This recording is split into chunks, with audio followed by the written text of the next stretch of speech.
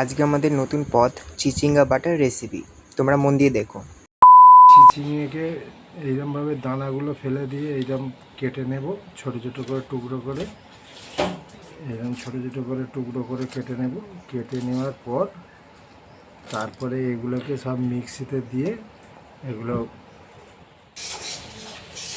এইবারে এই সব আইটেমগুলো মিক্সিতে দিয়ে সব কটা মিক্সিতে পেস্ট করা হবে। খালি চিচিঙ্গাটা আলাদা থাকবে আর বাদে বাকি আইটেমগুলো সব একসঙ্গে দিয়ে পেস্ট করবে। কড়ায় তেল দিলাম, তেলটা একটু গরম হলে একটু কালো জিরে ফোড়ন দিলাম, আর তাতে কয়েকটা কাঁচা লঙ্কা চিড়ে দিলাম। তেল, কাঁচা লঙ্কা আর কালো জিরে একটু গরম হতেই তাতে আদা, রসুন, তারপরে পেঁয়াজ বাটা দিয়ে দিলাম, পেস্টটা দিয়ে একটুখানি মশলাটাকে কষতে হবে। কষার পরে লঙ্কা হলুদ জিরে জিরে নয়, লঙ্কা হলুদ দিয়ে দিলাম। দিয়ে এবার সেটাকে একটু ভাজা ভাজা মানে কষা কষা করতে হবে, মশলাটাকে একটু কষতে হবে।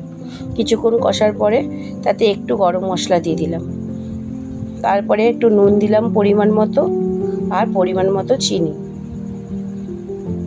দিয়ে বেশ করে মশলাটাকে কষাতে হবে। কষাতে কষাতে যখন তেলটা একটু ছেড়ে আসবে তখন চিচিঙ্গা বাটাটা তার মধ্যে দিয়ে দিতে হবে। চিচিঙ্গা বাটাটা দেওয়ার পর মশলাটাকে আবারও কষতে হবে চিচিঙ্গা বাটার সাথে। মশলাটাকে ভালো করে কষানোর পর একদম শুকনো শুকনো করতে হবে মশলাটাকে কষিয়ে।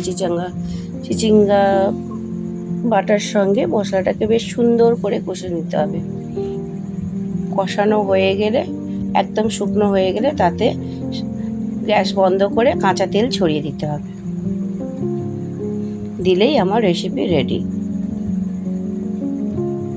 ঠিক আছে বন্ধুরা, টাটা।